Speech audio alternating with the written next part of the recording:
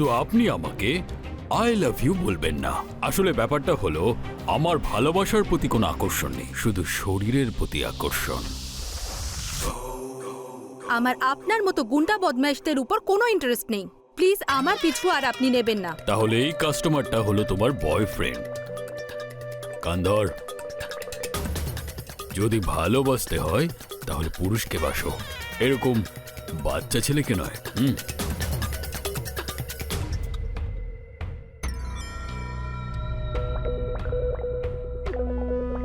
এটা হলো সেই বন্দুক যেটা দিয়ে বল্লুকে আমি মেরেছিলাম। কই আমিও একটু দেখি।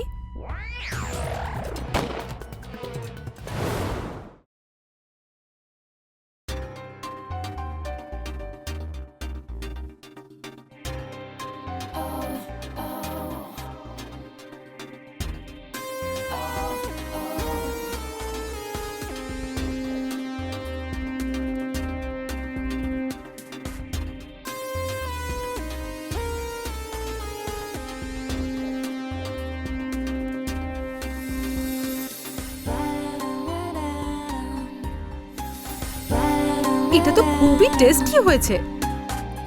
বল্লুর ফেভারিট এটা। তাড়াতাড়ি এসো বল্লু, আমার মতো এই হালুয়াও তোমার জন্য ওয়েট করে আছে।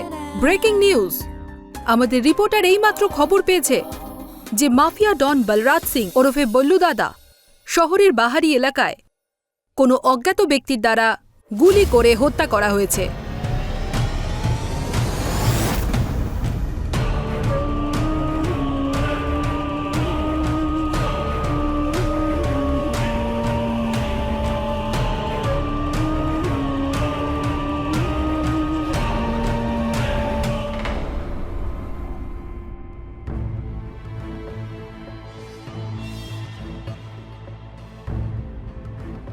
এতদিন পরে একটু তোমাকে আদর করার সুযোগ পেয়েছি, আর তুমি এরকম স্যাড মুখ করে শুয়ে আছো। হ্যাঁ, আমার খুব টেনশন হচ্ছে।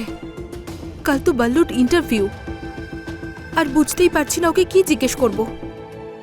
এত বড় গুন্ডা, ওর মুখে তো সবসময় গালাগালি থাকে। শুনেছি 2-4টে রিপোর্টারকে নাকি মেরেও দিয়েছে। তুমি এত কেন ভয় পাও বলো তো? আমি তো আছি তোমার সঙ্গে, ডোন্ট ওয়ারি।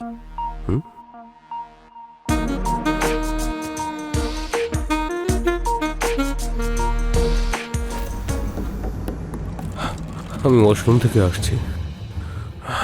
তোমার দ্বারা তো কিছুই হয় না।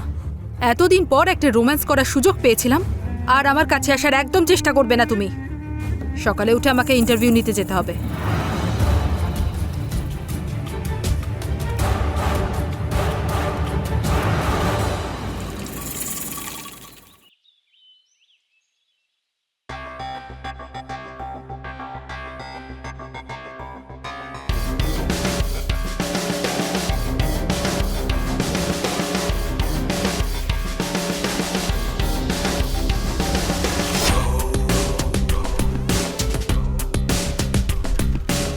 তো তুমি আমার ইন্টারভিউ নিতে এসেছো?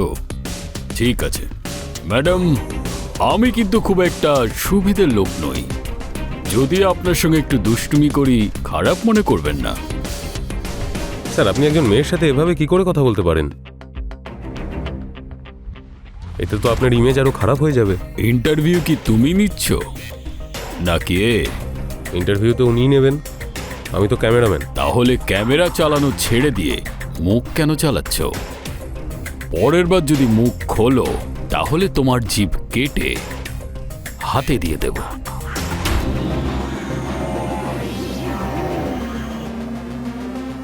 তাহলে বলুন কি জিজ্ঞাসা করতে চান? দেখুন, আপনি আগে এটা বলে দিন যে প্রশ্নগুলো আপনি পছন্দ করবেন না সেগুলো আমি জিজ্ঞেস করব না।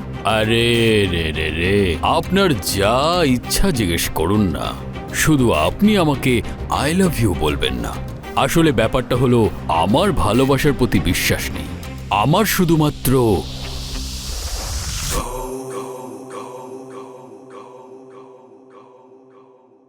শরীরের প্রতি ভালোবাসা।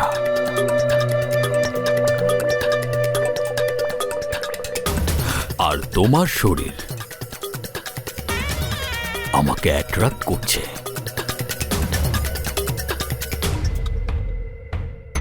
কি ফর্সা আর নরম হাত তোমার, হ্যাঁ? মনে হচ্ছে ভগবান তোমাকে খুব যত্ন করে বানিয়েছেন। তোমাকে খুব ভালো লেগেছে। চলো ইন্টারভিউটা স্টার্ট করি। হ্যাঁ, এ বাচ্চা, ক্যামেরা চালু কর। দেখুন, আপনি যদি এইভাবে কথা বলেন তাহলে তো আপনার নামে অপপ্রচার হবে। আমি তো আপনার ভালো দিকটাই তুলে ধরতে চেয়েছি।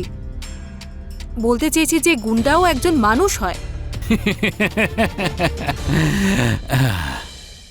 আপনার এই কথাগুলো শুনে না আমার মনে ইচ্ছা যাচ্ছে তোমাকে চুমু খেয়ে তোমার পুরো রস বের করে দিই, তোমাকে জড়িয়ে ধরে নিজের মতো করে পুরো মজা নিই।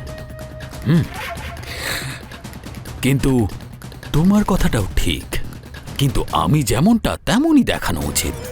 আমি কোনো নেতা নই যে সবার সামনে ভালো হতে হবে।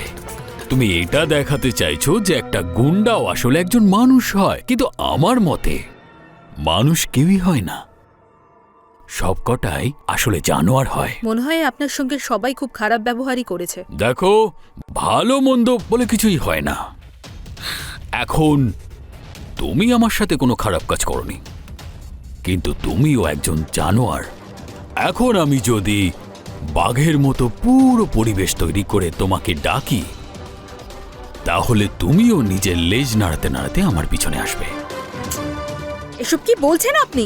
মেয়েদের সঙ্গে কিভাবে কথা বলতে হয় জানেন না? ও মাই গড, আমাকে ছুঁয়ো না প্লিজ, আমি ওরকম ধরনের মেয়ে নই। এইসব নাটকগুলো এই জন্য না, যাতে তুমি তোমার ভেতরের জানোয়ারটাকে লুকোতে পারো। আমি হলাম সেই বাঘ যে তোমার ভেতরের বাঘিনীকে জাগিয়ে দেব। চলো পঙ্কজ, ইন্টারভিউ হয়ে গেছে। কত দূর পালাবে তুমি? আমি হলাম বাঘ, পিছু ছাড়বো না।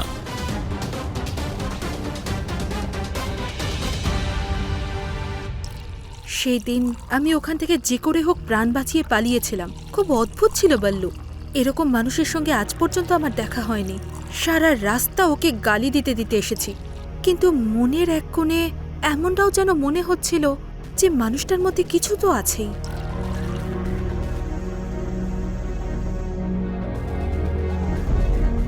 Thank you. থ্যাংক গড আজকে স্টোরি আমরা ভালোভাবে কভার করতে পেরেছি। না হলে ওখানেও যদি বল্লু দাদার মতো কেউ থাকতো তাহলে জানি না কি হতো। হ্যাঁ, সত্যি আমরা বুঝি না সরকার এরকম লোকেদের বিরুদ্ধে অ্যাকশন কেন নেয় না। এই বল্লু দাদার মতো লোকেদের না জেলে পচে মরা উচিত। তাহলে তুই বল্লু দাদাকে জেলে পাঠাবি?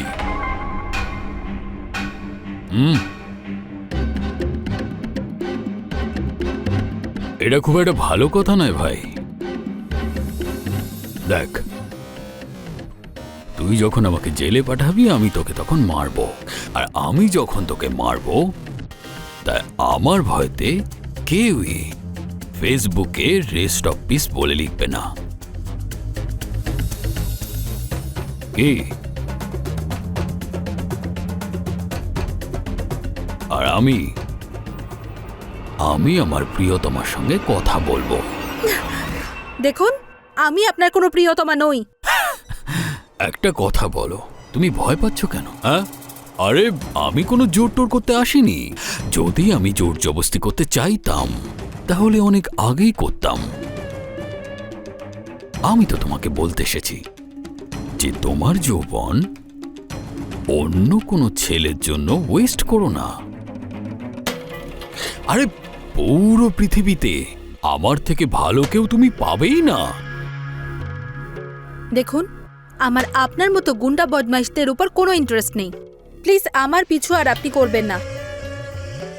অলরেডি আমার বয়ফ্রেন্ড আছে যে আপনার থেকে অনেক সভ্য, শিক্ষিত আর যথেষ্ট বুদ্ধিমানও। তাহলে এই বাচ্চা ছেলেটা হলো তোমার বয়ফ্রেন্ড। আচ্ছা তুই আমাকে বল যে তুই আজ পর্যন্ত একে কতবার মজা দিয়েছিস? দেখুন, ভদ্রভাবে কথা বলুন আপনি। ভদ্রভাবে? ঠিক আছে। সোনামণি, এখানে একটু আসবেন? আরে আসুন। হ্যাঁ, শেখান, ভদ্রভাবে কথা বলাটা শিখিয়ে দিন। কান ধর। দেখ, যদি কান না ধরিস না তাহলে তোকে আমি কালা বানিয়ে দেব, আর তোরই ক্যামেরা দিয়ে তোর ছবি তুলে ফেসবুকে আপলোড করে দেব। হ্যাঁ, কান ধর। ধর বলছি, ধর।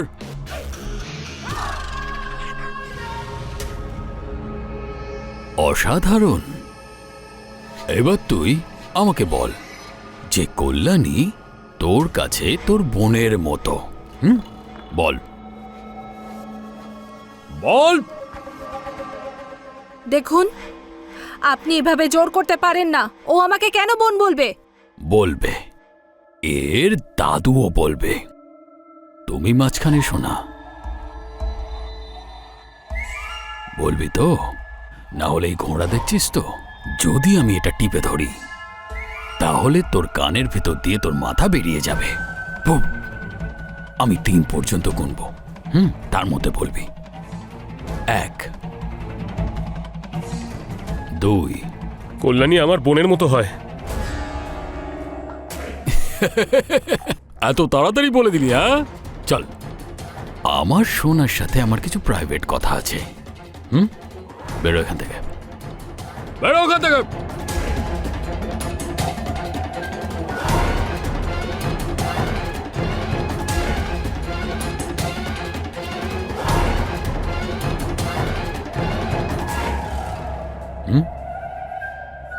তাহলে এ হলো তোমার বয়ফ্রেন্ড। যদি ভালোবাসতে হয় তাহলে পুরুষকে ভালোবাসো, এরকম বাচ্চা ছেলেকে নয়। আমি বলেছিলাম না তোমাকে যে আমি হলাম বাঘ, আর যেদিন তোমার ভেতরের বাঘিনী জেগে উঠবে সেই দিন তুমি আমার কাছে এসো। আমি তোমাকে বলবো যে ছেলে আর মেয়ে রোম্যান্স কিভাবে করে।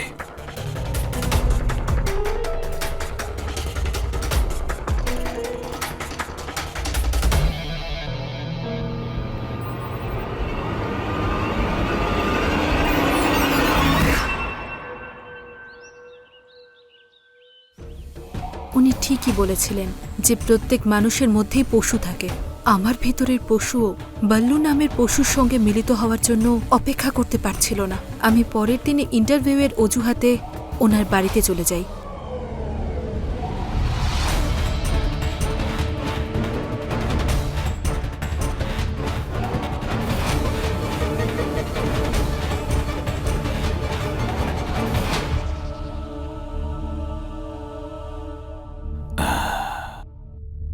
আমি জানতাম যে তুমি নিশ্চয়ই আসবে। আমি এখানে শুধু আপনার ইন্টারভিউ নিতে এসেছি।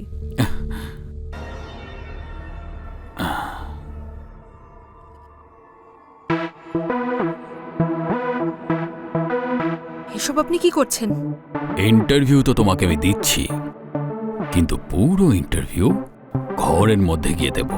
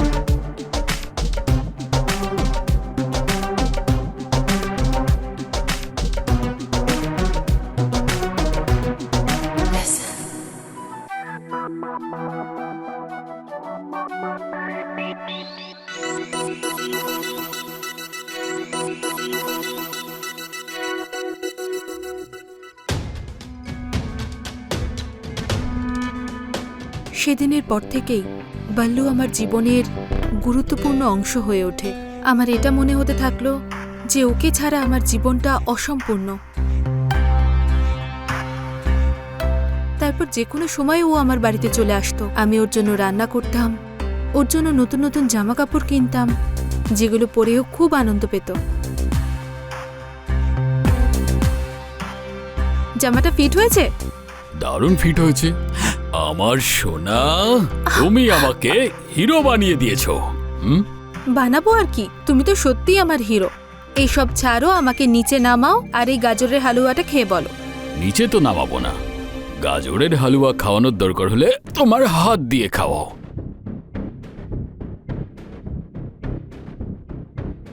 দারুণ হয়েছে। গাজরের হালুয়া আর তুমি, এই দুটোই আমার খুব ফেভারিট। এখন এটা তো আমি টেস্ট করে নিয়েছি, এবার তোমার পালা।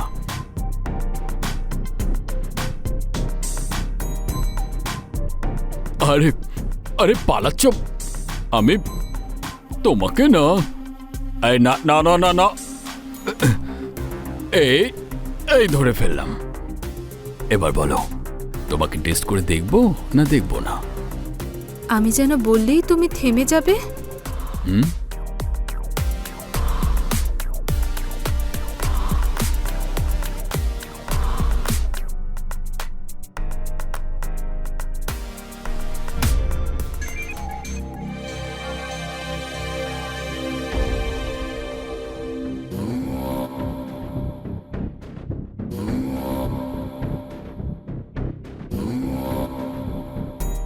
বল্লুর সঙ্গে দেখা হলেই আমার মনে হতো এই বল্লু যেন অন্য কেউ। এই বল্লু প্রশংসা করতেও পারত আর হাসাতেও। বল্লুকে আমি ভালোবেসে ফেললাম, আর যেমন তেমন ভালোবাসা নয়, ও আমার মনকে পুরোপুরিভাবে আয়ত্তে এনে ফেলেছিল।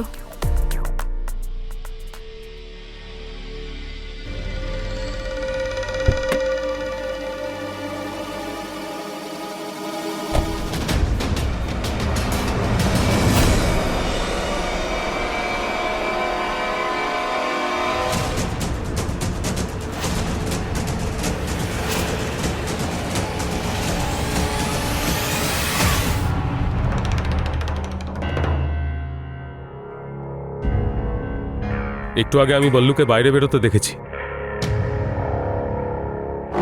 কল্যাণী, তুমি আমার সঙ্গে এরকমটা করতে পারো, এটা আমি কোনোদিন ভাবতেই পারিনি। এই কথাটা তোমার সেদিন ভাবা উচিত ছিল। সেদিন তুমি যখন কান ধরে বলেছিলে যে কল্যাণী আমার বোনের মতন, আমি তোমার মতো দুর্বল মানুষের সঙ্গে সম্পর্ক রাখতে চাই না। এত সম্পর্ক রাখতে হবে না, কিন্তু আমি একদিন প্রমাণ করেই ছাড়ব যে আমি দুর্বল মানুষ নই।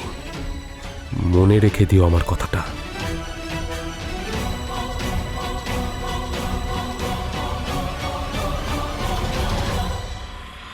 গত 3 দিন ধরে এতটাই ব্যস্ত ছিলাম যে বল্লুর সঙ্গে দেখা করার সুযোগই পাচ্ছিলাম না। আর আমি ইচ্ছে করেই ওকে ফোন করিনি। আমার ভয় হচ্ছিল যে ও যেন অফিসে না চলে যায়, তাহলে অনেক বড় বিপদ হয়ে যাবে। কারণ ও তো কাউকেই নিজের সামনে প্রাধান্য দিতে চাইবে না। আমি কাজে ব্যস্ত ছিলাম, কিন্তু ওর সঙ্গে দেখা করার জন্য পাগল হয়েছিলাম। আজও আমার একটা ইন্টারভিউয়ের জন্য যাওয়ার ছিল। আমি বেরোতেই যাচ্ছিলাম, তখনই আমার ফোনটা বাজলো। হ্যালো। দেখো, বিরক্ত হইও না, আমি তো কাজে ব্যস্ত থাকি। আমি ফ্রি হয়ে তোমাকে কল করব। আমি তো সারা দিন শুধু তোমার কথাই ভাবি। ভাবলে কাজটা হবে না। আমি তোমার সঙ্গে দেখা করতে চাই। দেখো, কিছুদিন আগে আমি একটা বড় নেতাকে খুব বাজেভাবে মেরেছিলাম, সেই জন্য পুলিশ আমাকে পাগলের মতো খুঁজে বেড়াচ্ছে। তাতে আমার কিচ্ছু এসে যায় না। আমি শুধু তোমার সঙ্গে দেখা করতে চাই। একটা কাজ করো, তুমি তোমার বাড়ির পেছনের ওই ফাঁকা রাস্তায় চলে এসো। ওখানে আমার গাড়ি থাকবে আর আমি ওর ভেতরে বসে থাকবো। হ্যাঁ, আমি তোমার সাথে দেখা করতে চাই, তোমাকে ভালোবাসতে চাই। চলে এসো। ঠিক আছে। ওদিকে বল্লুও পাগল হয়েছিল, আর এদিকে আমিও। ও ফোন করে ডেকেছিল, আর আমি নাও করতে পারিনি। শরীর খারাপের অজুহাত দিয়ে অফিস থেকে ছুটি নিয়েছিলাম, আর বল্লুর কথা মতো সেই জায়গায় পৌঁছে গেলাম।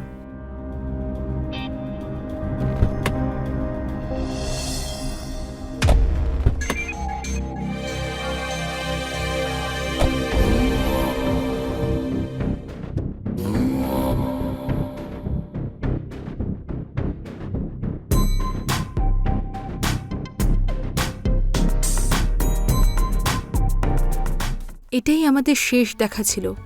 তারপর থেকে ওর পুলিশের সঙ্গে শত্রুতা আরও বেড়ে গিয়েছিল। তারপর দীর্ঘদিন আমাদের দেখা হয়নি।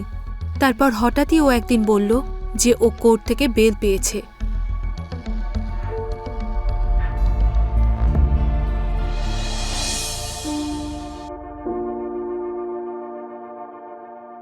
ওর আজ বাড়ি ফেরার কথা ছিল,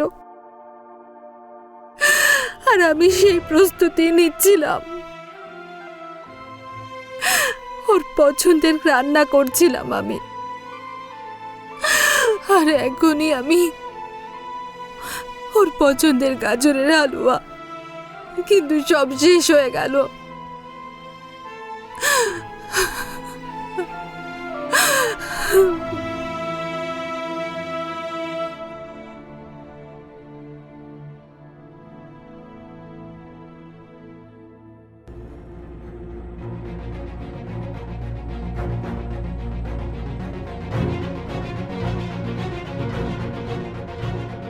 খবরটা নিশ্চয়ই পেয়ে গেছো তুমি, যে তোমার বল্লু দাদা আর বেঁচে নেই। ওই শয়তানটা বন্দুক দেখিয়ে আমাকে বাধ্য করেছিল যে তোমাকে আমি যাতে বোন বলি, কিন্তু বাজি ঘুরে গেল আর বন্দুক আমার হাতে ছিল, আর সামনে ছিল ওই কুত্তার বাচ্চাটা। এদিক থেকে গুলি ছুটল, ওদিকে খেলা শেষ। তুমি মেরেছো বল্লুকে? হ্যাঁ, আমি মেরেছি ওকে, আমি মেরেছি ওই বল্লুকে।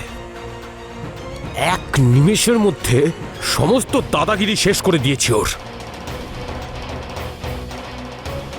আজকের পর কোনোদিন আমাকে দুর্বল বলবে না, বুঝেছো তুমি?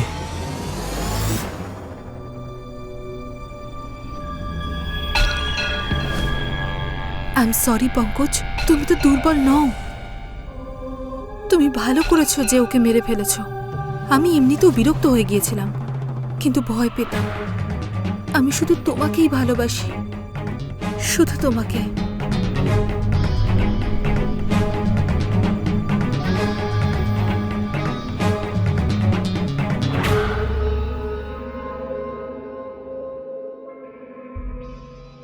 আচ্ছা ঠিক আছে, আমি তোমাকে ক্ষমা করলাম।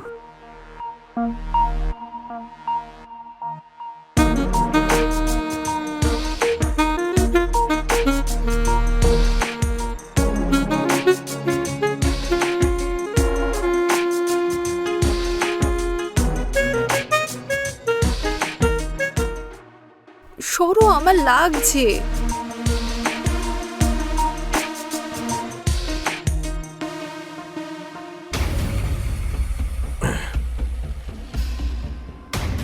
এটা সেই বন্দুকটা যেটা দিয়ে বল্লুকে আমি মেরেছি। কই, আমিও একটু দেখি।